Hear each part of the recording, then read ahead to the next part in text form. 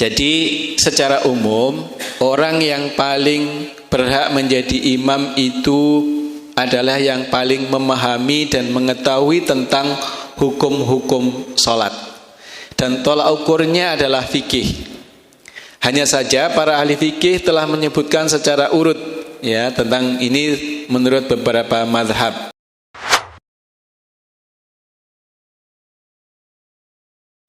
Bismillahirrahmanirrahim. Assalamualaikum warahmatullahi wabarakatuh. Alhamdulillahi rabbil alamin, alladzi arsala rasulahu bil huda wad dinil haqq liyudhhirahu 'alad dini kullih wa kafa billahi shahida. Ashhadu an la ilaha illallah wahdahu la syarika lah wa ashhadu anna Muhammadan abduhu wa rasuluhu la nabiyya ba'dah. Allahumma salli wa sallim wa barik ala sayyidina Muhammad wa ala alihi wa ashabihi ajma'in wa man tabi'ahum bi ihsanin ila yaumiddin. Qala Allah ta'ala fi kitabihil karim, A'udzu billahi minasy syaithanir rajim. Bismillahirrahmanirrahim. Ya ayyuhalladzina amanu taqullaha wa kunu ma'as shadiqin. Shadaqallahul adzim. Para rawuh ingkang dipun mulyakaken Allah Subhanahu wa taala, jamaah yang dimuliakan Allah. Monggo sareng-sareng kita milai majelis kula panjenengan dalu punika kanthi wawasan basmalah ugi shalawat. Bismillahirrahmanirrahim. Allahumma salli wa sallim wa barik ala sayyidina Muhammad. Lan monggo sareng-sareng tansah muji syukur dumateng ngarsa dalem Allah Subhanahu wa taala ingkang dalu menika taksih paring rahmat nikmat karunianipun dumateng kula panjenengan sehingga taksih saged bermuwajahah wonten ing menika majelis kanthi kawontenan sehat. Alhamdulillah. Salawat ugi salam mugi tansah kunjuk dumateng junjungan kula panjenengan sedaya baginda Nabi Muhammad sallallahu alaihi wasallam, saha keluarga, kerabat, para sahabat lan tiang-tiang ingkang nderek lampahipun ngantos minjing dumugi dinten kiamat lan mugi-mugi kula panjenengan termasuk ingkang minjing pikantuk syafaat insyaallah. Lan kagem keberkahan majelis kula panjenengan ugi mbok bilih wonten hajat ingkang dereng kinabulan monggo nyuwun dumateng Allah kanthi fadilah wawasan suratul Fatihah ala hadiniyah wa kulli niyatin salihah. Al-Fatihah. A'udzu billahi minasy syaithanir rajim. Bismillahirrahmanirrahim.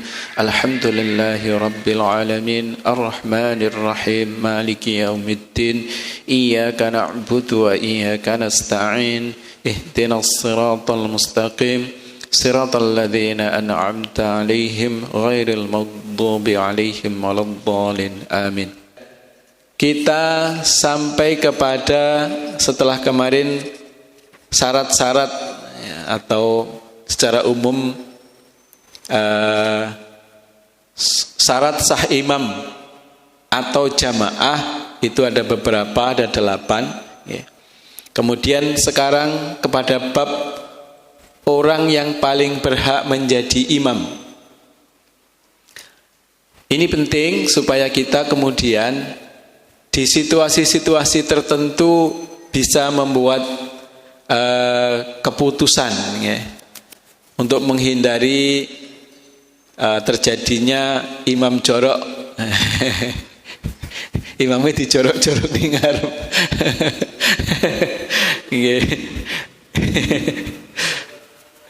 Ya, karena secara umum pasti rebutan imam ini, rebutan mundur maksudnya. Akhirnya koncone sing disurung-surung mengarep. Ya. Jadi secara umum orang yang paling berhak menjadi imam itu adalah yang paling memahami dan mengetahui tentang hukum-hukum sholat. Dan tolak ukurnya adalah fikih. Hanya saja para ahli fikih telah menyebutkan secara urut ya tentang ini menurut beberapa mazhab. Misalnya mazhab Hanafi. Orang yang paling berhak menjadi imam adalah orang yang paling mengetahui hukum-hukum sholat saja menurut Imam Hanafi. baik hal yang dapat membuat sah ataupun membatalkan sholat, dengan syarat meninggalkan hal-hal buruk secara lahir dan menghafal Al-Quran seperlunya, yaitu sebatas surah yang biasa dibaca ketika sholat. Syarat berikutnya yang paling baik nada bacanya dan bacaannya sesuai tajwid. Pendapat ini didasarkan kepada salah satu hadis baginda Nabi SAW. Bismillahirrahmanirrahim. Ya ummul qauma aqra'uhum li kitabillahi fa in kanu fil qiraati sawaan fa'alamuhum bis sunnah. Hendaknya orang yang mengimami orang-orang adalah orang yang paling bagus bacaan Al-Qur'annya. Jika mereka semuanya sama bagus dalam membaca, maka pilihlah orang yang paling mengetahui tentang sunnah. Ini dasar hadisnya. Kemudian siapa setelah yang bagus bacaannya adalah orang yang paling warok, yaitu orang yang paling banyak menghindari hal subhat dan bertakwa, yaitu menghindari hal-hal yang diharamkan. Ini juga berdasarkan sabda baginda Nabi. Bismillahirrahmanirrahim. In sarrakum an tuqbala salatukum falya umma ulama'ukum fa innahum wafdukum fima bainakum wa baina rabbikum. Jika kalian ingin salat kalian diterima, maka mintalah para ulama kalian menjadi imam, karena mereka itu adalah bisa menjadi perantara antara kalian dan Tuhan kalian. Ini hadis. Selanjutnya, siapa orang yang lebih tua? Karena biasanya mereka yang lebih tua itu lebih khusyuk. Tapi setelah syarat-syarat yang sebelumnya tadi terpenuhi.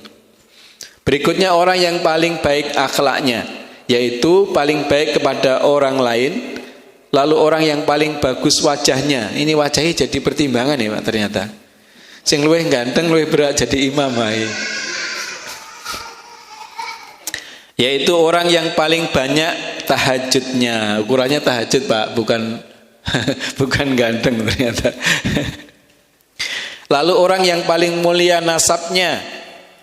Lalu orang yang paling bersih bajunya.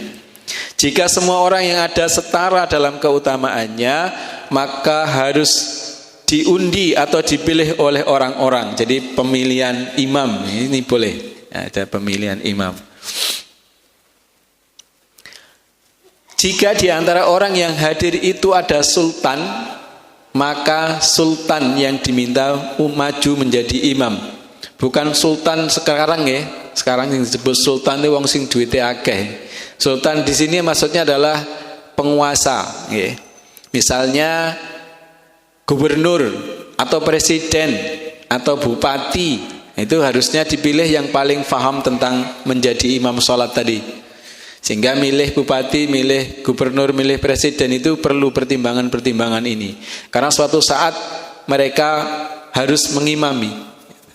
Itu secara fikih.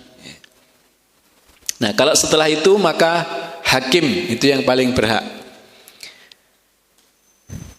Kemudian ketika misalnya dalam sebuah pertemuan di sebuah rumah, kemudian ada waktu sholat dan jauh dari masjid, sehingga kemudian harus sholat jamaah di rumah itu, maka yang paling berhak menjadi imam adalah tuan rumah.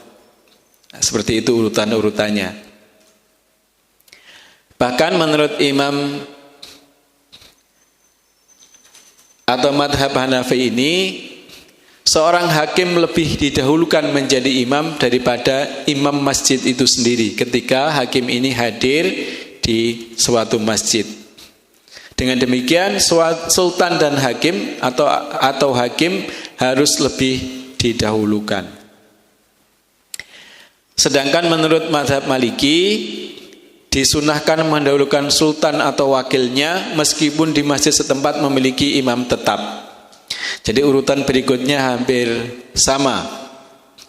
Dan menurut Imam Maliki ini, orang yang paling pandai yaitu paling mengetahui hukum-hukum sholat, lalu orang yang paling mengetahui sunnah atau hadis, baik dihafal ataupun pandai dalam hal riwayat hadis.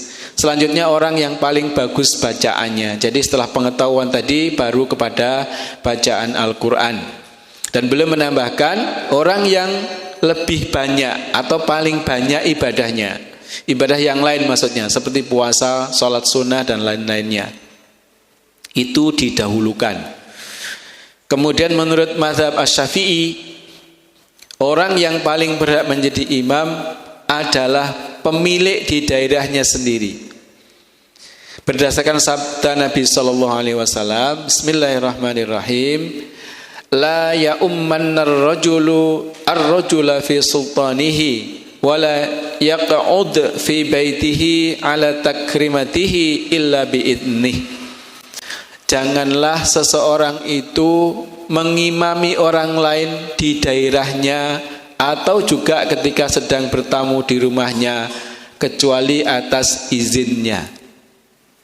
Jadi meskipun dikenal sebagai seorang ulama atau imam besar di satu masjid, kemudian berkunjung di masjid yang lain, di situ ada imam tetap, maka yang berkunjung ini menurut Imam Asy-Syafi'i dan berdasarkan sabda Nabi ini tidak boleh mengimami kecuali imam yang setempat itu kemudian memintanya sebagai bentuk penghormatan. Tapi kalau misalnya nggak diminta, tiba-tiba komat terus maju ngimami, itu tidak boleh. Jadi seperti itu aturannya. Misalnya kita datang di sebuah masjid dalam perjalanan, gitu. Tiba-tiba kita merasa paling berhak menjadi imam, begitu komat langsung maju ke depan ngimami, nah itu nggak boleh. Ya, kecuali memang diminta oleh imam setempat. Menurut penjelasan Imam Syaukani, beliau berkata secara teks, maksud dari hadis ini adalah sultan yang bertanggung jawab atas urusan orang, bukan pemilik rumah atau lainnya. Maka sultan harus didahulukan ataupun orang lain meski berada di daerah milik orang lain. Jadi maksudnya adalah yang memangku jabatan. Nah, kalau di sebuah masjid, ya seperti sering saya sebutkan, yang paling berhak itu ya ketua takmir masjid, penguasanya. Urutan berikutnya menurut Imam Asy-Syafi'i adalah imam tetap. Nah di sini mestinya dalam masjid itu ditetapkan dalam rapat imam tetap siapa. Ya, kalau perlu lebih dari satu, ya, karena menghindari kendala atau uzur seseorang, ya, supaya tetap bisa melaksanakan kewajiban. Lalu orang yang benar-benar tinggal di tempat itu, misalnya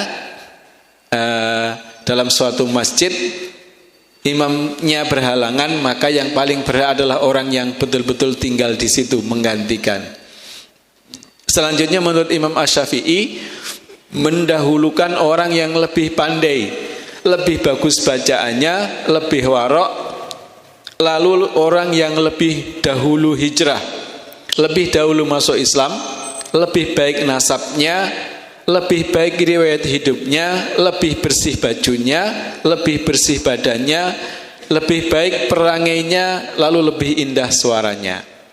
Lantas orang yang lebih ganteng, lalu orang yang sudah menikah. Imam Syafi'i menyebutkan ganteng menjadi syarat urutan menjadi imam. Saya pernah baca menurut mazhab siapa kemarin saya lupa, itu ada syarat menjadi imam itu orang yang berjenggot, ya, jadi syarat imam gitu. Pak Jenderal gak kagungan jenggot.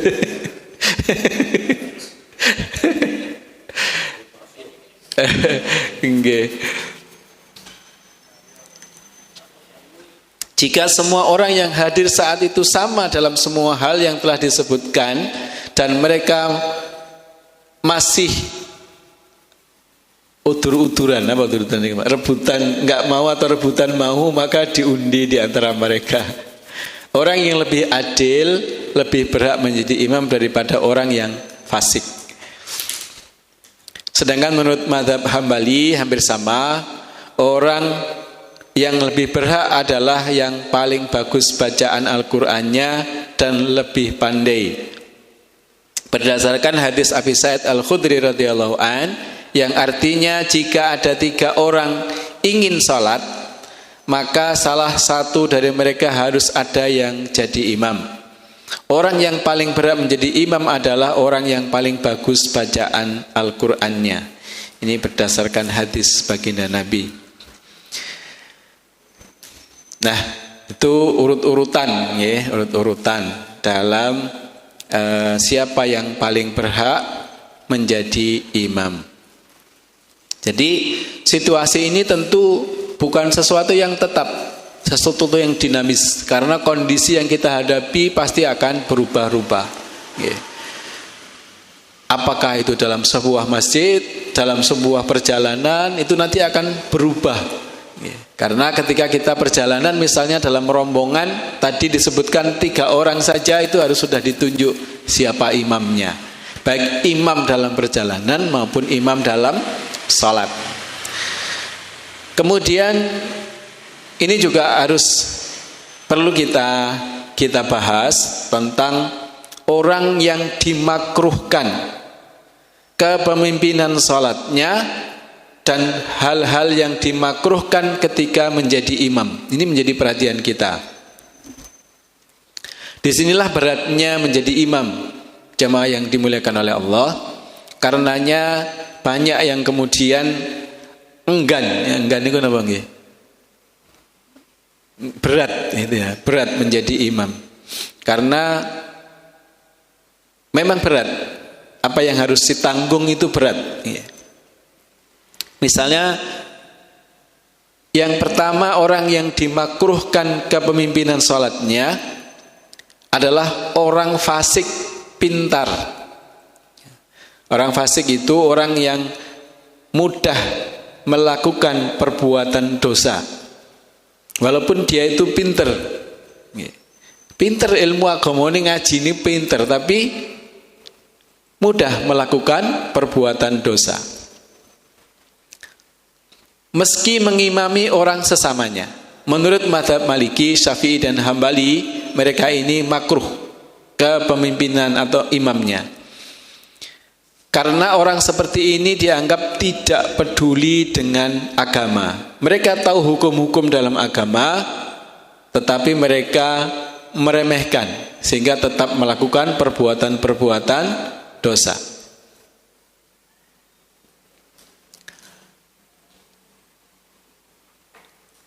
Kemudian yang kedua, yang dimakruhkan menjadi imam atau kepemimpinan salatnya, yaitu orang yang membuat bid'ah dan tidak membatalkan perbuatan bid'ahnya.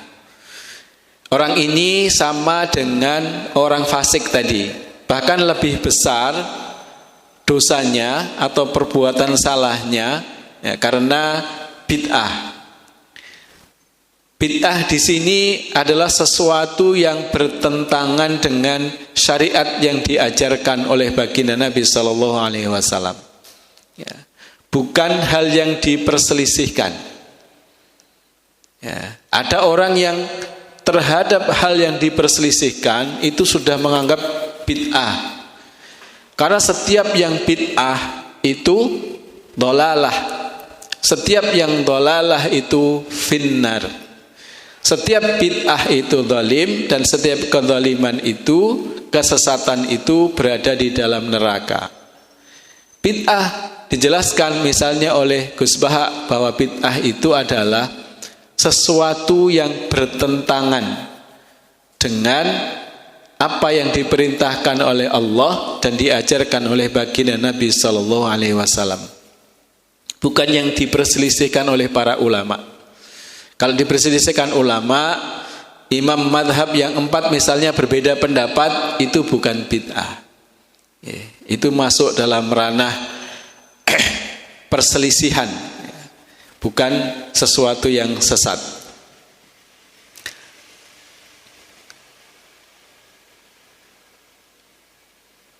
Itu yang kedua, orang yang dimakruhkan untuk menjadi imam atau dimakruhkan keabsahan keimamannya. Kemudian yang ketiga, orang buta, orang yang tunanetra. Kepemimpinan salatnya dimakruhkan menurut mazhab Hanafi, Maliki, dan Hambali. Karena orang tunanetra itu tidak bisa menghindari benda najis. Namun mazhab Hanafi mengecualikan jika orang tunanetra itu adalah orang yang paling pintar di kaumnya, maka ia lebih berhak untuk menjadi imam. Sedangkan mazhab Syafi'i membolehkan kepemimpinan sholat orang buta tanpa ada makruh sama sekali. Nah, kalau Imam Syafi'i menganggapnya boleh. Yang keempat, seseorang menjadi imam tetapi jamaahnya membenci orang itu. Ya, ini makruh. Imam yang dibenci oleh jamaahnya, nah, ini kepemimpinan salatnya dimakruhkan. Kebencian bisa menjadi pelarangan menurut Hanafi berdasarkan hadis la yaqbalullahu salata man taqaddama qauman wa hum lahu karihun. Allah tidak akan menerima salatnya orang yang mengimami orang tetapi mereka tidak menyukainya atau mereka membencinya. Ini salah satu yang sangat ditakuti, dikhawatirkan oleh seorang imam. Karena imam menjadi imam sholat, kemudian jamaahnya mboten remen, membenci. Membencinya bukan karena sholatnya, karena mungkin akhlak di luar sholat itu atau kefasikan, perbuatan-perbuatan dosanya nampak jelas oleh jamaahnya, sehingga jamaah ini merasa risih. Ki wong ki penggane ngene kok ngimami, nah, sehingga muncul kebencian. Imam yang seperti ini makruh dan sholatnya tidak akan diterima oleh Allah Subhanahu wa Ta'ala. Bahkan di riwayat yang lain disebutkan Allah tidak akan mengangkat sholatnya imam yang seperti ini meskipun di atas kepalanya. Jadi ya nggak diterima tadi itu. Nah, kalau imamnya gak diterima sholatnya ya berat kan gitu. Nah, ini tantangan yang berat bagi imam. Makanya kita jangan membenci imam kalau kecuali memang perbuatan dosanya itu, perbuatan maksiatnya itu terang-terangan di hadapan kita ya.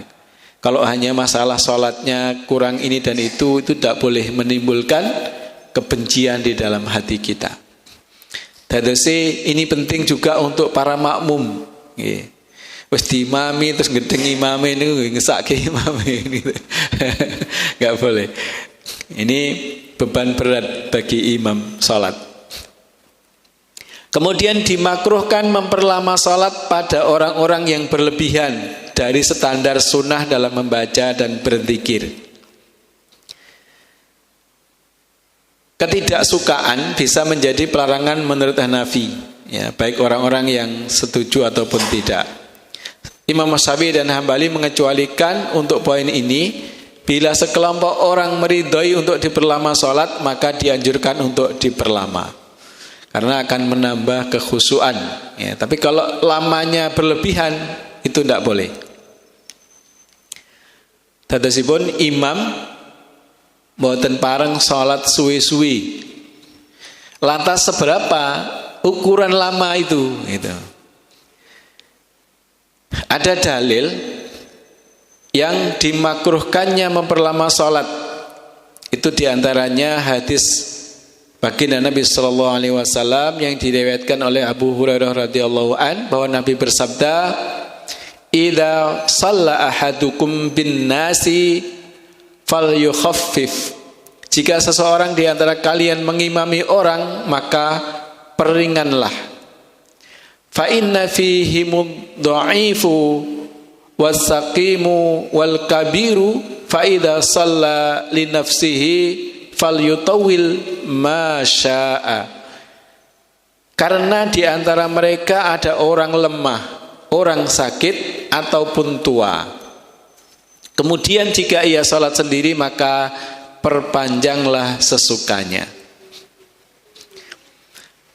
Hadis lainnya dari Abi Mas'ud Al-Ansari dan Uqbah bin Amir, keduanya berkata, suatu ketika seorang laki-laki datang menemui Nabi sallallahu alaihi wasallam seraya berkata, "Aku terlambat dari salat subuh karena sebab fulan.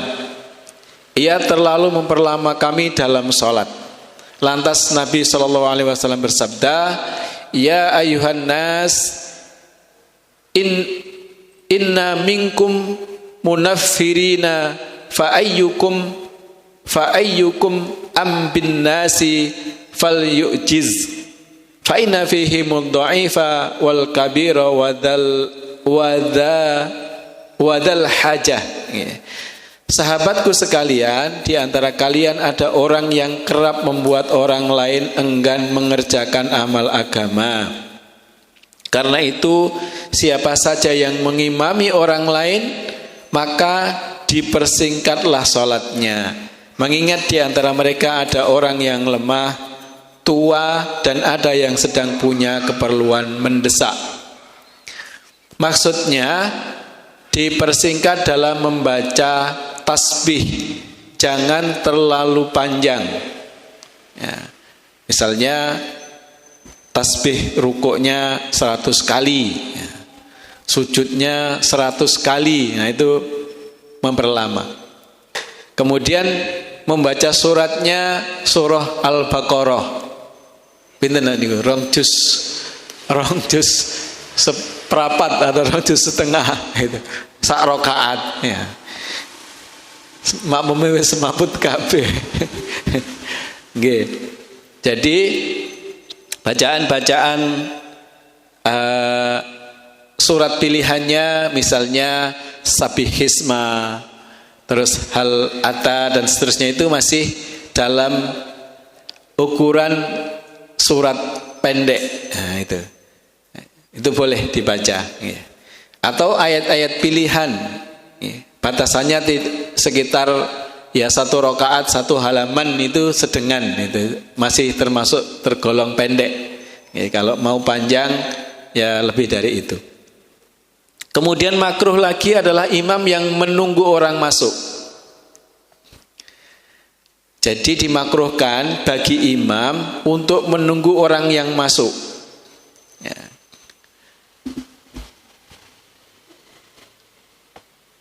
Misalnya imam lagi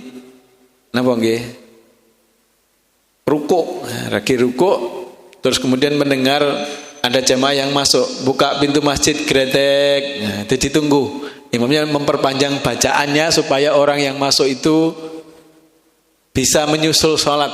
Nah itu tidak boleh. Ya biasa saja, kalau misalnya sudah waktunya i'tidal ya i'tidal, nggak usah mikir yang baru masuk. Nah, boleh jadi seperti itu. Nah kalau masjid kita pendek, mungkin kalau masjidnya agak luas, yang buka pintu dari ujung masjid, ya, biasanya baca tasbihnya Subhana Rabbiyal Azim 3 kali, jadi 10 kali gitu. Nah itu nggak boleh, makruh hukumnya. Kecuali memang setiap sholat 10 kali. Nah itu bukan menunggu.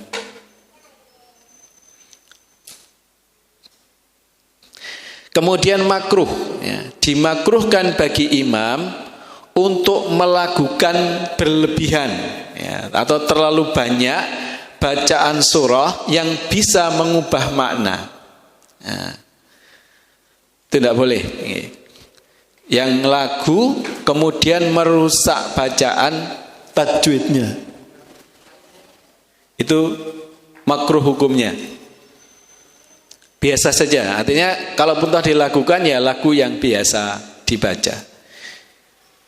Kemudian dimakruhkan orang yang tidak fasih mengucapkan beberapa huruf sehingga mengubah makna.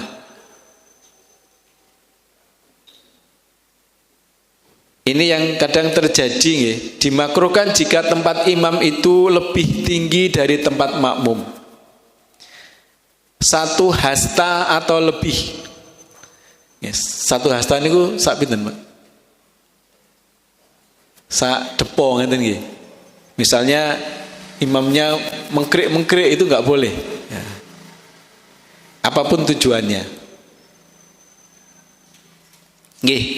Itu jamaah yang dimuliakan oleh Allah, beberapa hal yang dimakruhkan ketika menjadi imam. Nah, ini perlu menjadi perhatian. Kita semuanya belajar menjadi imam karena suatu saat kita harus mengimami di dalam situasi-situasi tertentu. Mudah-mudahan ini menjadi pengetahuan bagi kita, menguatkan, mencerahkan pemahaman kita tentang sholat berjamaah, sehingga semakin menyempurnakan sholat berjamaah kita di masjid yang kita cintai ini, dan menjadi ilmu bagi kita bersama.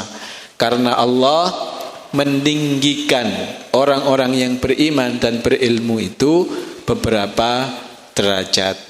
Nah, insyaallah demikian yang bisa disampaikan. Mudah-mudahan bermanfaat untuk kita semuanya, menjadi ilmu yang menerangi hati dan pikiran kita, dan menjadi landasan diterimanya amal kita di sisi Allah Subhanahu wa taala.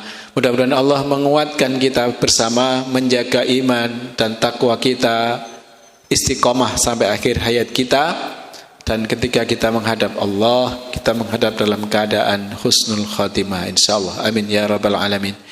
Mari kita cukupkan dengan hamdalah alhamdulillahirabbil alamin, dan doa penutup majelis. Subhanakallahumma wa bihamdika asyhadu an la ilaha illa anta astaghfiruka wa atubu ilaik. Kurang lebihnya mohon maaf. Wallahul muwafiq ila aqwamit thariq. Wassalamualaikum warahmatullahi wabarakatuh.